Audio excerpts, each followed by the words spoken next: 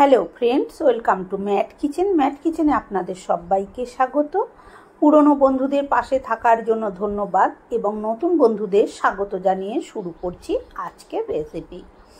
আজ আমি নিয়ে এসেছি সম্পূর্ণ একটা নিরামিষ রেসিপি, যা শরীর ও স্বাস্থ্যের পক্ষে খাওয়া ভীষণই উপকার। বাচ্চা থেকে বড় সবাই খেতে পারবে।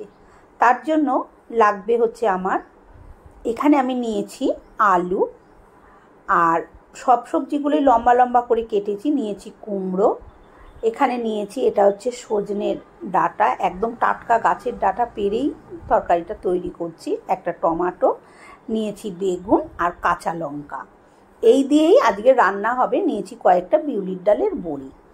এবারে ভালো করে সবজিটাকে ধুয়ে নিয়েছি, একটা কড়াই বসিয়ে দিয়েছি। কড়াইটা গরম হয়ে গেছে, এবার তাতে আমি দিয়ে দিচ্ছি সর্ষের তেল। এটা আমি সর্ষের তেলেই করছি, আপনারা চাইলে সাদা তেল ব্যবহার করতে পারেন। এবারে তেলটা ভালো মতন গরম হয়ে গেলে প্রথমে এই বিউলির ডালের বড়িটাকে আমি ভেজে নিচ্ছি। আমি এখানে বিউলির ডালের বড়ি ব্যবহার করছি, আপনারা চাইলে মটর ডাল বা ছোলার ডালের বড়িও এখানে ব্যবহার করতে পারেন, সেক্ষেত্রেও স্বাদ দারুণ হবে। এবারে ওই তেলের মধ্যে 5 ফোড়ন দিয়ে দিলাম। যেহেতু নিরামিষ তরকারি সেহেতু 5 ফোড়ন দিলে বেশি ভালো লাগবে। তারপরে ফোড়নটা ভালো মতন ভাজা হয়ে গেলে আলুটা দিয়ে দিয়েছি। এই সময় আমি গ্যাসের আঁচটা মিডিয়াম টু হাইতে রেখেছি।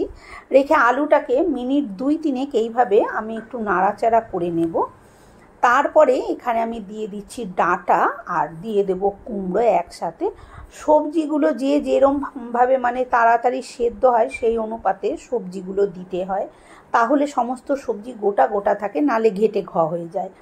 এবারে খুব ভালো করে আলু, ডাঁটা আর কুমড়োটাকে আরও 2-3 মিনিট ধরে এইভাবে একটু নাড়াচাড়া করে রান্না করে নেব। এখানে কয়েকটা কাঁচা লঙ্কাও দিয়ে দিয়েছি বন্ধুরা। কাঁচা লঙ্কাগুলো চিড়ে দিয়েছি, কিন্তু দেয়াটা দেখাতে পাইনি, স্কিপ হয়ে গেছে। এবারে দিয়ে দিলাম একখানা টমেটো। এবার সমস্ত কিছু আমি খুব ভালোভাবে একটু নেড়ে চেড়ে নেব। এবার এখানে দিয়ে দিচ্ছি আমি স্বাদ মতন লবণ আর 1 চামচ হলুদ গুঁড়ো। সবজি অনুযায়ী লবণ আর হলুদ ব্যবহার করতে হয়। এবারে নুন আর হলুদের সাথে সবজিগুলোকে আরও কিছুক্ষণ এইভাবে আমি নাড়াচাড়া করে নেব।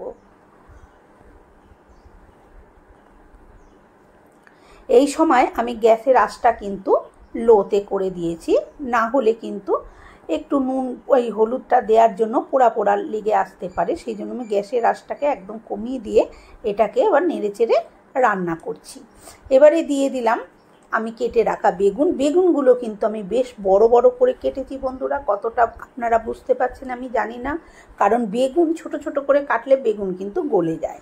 এবারে এখানে আমি দিয়ে দিচ্ছি 1 চামচ কাশ্মীরি লাল লঙ্কার গুঁড়ো। এটা দিচ্ছি শুধু একটু তরকারিটা রং হওয়ার জন্য। যেহেতু এই তরকারিটায় সেরকম কোনো মশলা আমি ব্যবহার করছি না, সেই জন্য একটু রংটা ভালো আসার জন্য আমি এটা দিলাম। আপনারা চাইলে দিতে পারেন, না চাইলে নাও দিতে পারেন। ভালো করে মিনিট 2-3 এইভাবে নাড়াচাড়া করে নিয়ে সবজিগুলো যখন বেশ অনেকটা নরম আর একটু ভাজা ভাজা হয়ে আসছে, তখন আমি দিয়ে দিলাম পরিমাণ মতন জল।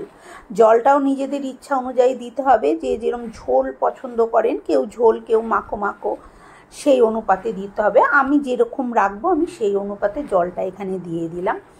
আর জল দেওয়ার সময় সব সময় একটু লবণটা চেক করে দেখে নিতে হয়, কারণ জল দিলেই কিন্তু লবণ একটু লাগে। এইবারে দিয়ে দিলাম ভেজে রাখা বড়ি, কারণ বড়িটার ভেতরেও সমস্ত নুন ঝাল ঢুকতে হবে আর নরম হতে হবে, সেই জন্য এখানে আমার একটু লবণ লাগতো, আমি টেস্ট করে লবণটাও দিয়ে দিলাম। সাথে দিয়ে দিচ্ছি একটুখানি ভাজা মশলা। এইটা হচ্ছে জিরে আর ধনে শুকনো খোলায় ভেজে আমি গুঁড়িয়ে রেখেই দিয়েছি ঘরে। আমার যখন যেরম লাগে তখন আমি সেরম তরকারিতে দিয়ে দিই, তাই আর ভাজাটা দেখাইনি। একটু ভাজা মশলা দিয়ে এবারে নাড়াচাড়া দিয়ে ঢাকা দিয়ে দিয়েছিলাম। মিনিট 3-4 পর ঢাকনাটা খুলে, যেহেতু নিরামিষ তরকারি সেহেতু 1 চামচ চিনি দিলাম। আপনারা চাইলে দিতেও পারেন, না চাইলে চিনিটা অ্যাভয়েড করতে পারেন, তবে চিনিটা দিলে একটু ব্যালেন্সটা ভালো হয়। সমস্ত সবজি কিন্তু সেদ্ধ হয়ে গেছে। এবারে 2-3টে আলু আর কুমড়ো আমি একটু ঝোলের মধ্যে ভেঙে দিয়েছি, তাহলে ঝোলটা আর একটু গাঢ় হয়ে যাবে। বন্ধুরা, আমার আজকের এই নিরামিষ সবজি রেসিপি যদি আপনাদের ভালো লেগে থাকে তাহলে একটা লাইক দেবেন। আমার চ্যানেলে নতুন বন্ধু হয়ে থাকলে চ্যানেলটি সাবস্ক্রাইব করার অনুরোধ রইল। পাশে থাকা বেল আইকনটা অবশ্যই প্রেস করবেন, কারণ আমি যখনই নিত্য নতুন রেসিপি দেব তখনই আপনাদের কাছে নোটিফিকেশন সবার আগে পৌঁছে যাবে। এবারে আমি তরকারিটা ঢাকা দিয়ে স্ট্যান্ডিং টাইমে রেখে দিলাম, তারপরে এবার সার্ভ করে দিয়েছি। আজকের মতন এই পর্যন্ত, আবার হাজির হয়ে যাব অন্য কোনো রেসিপির সাথে। ততক্ষণ ভালো থাকবেন, সুস্থ থাকবেন। ধন্যবাদ।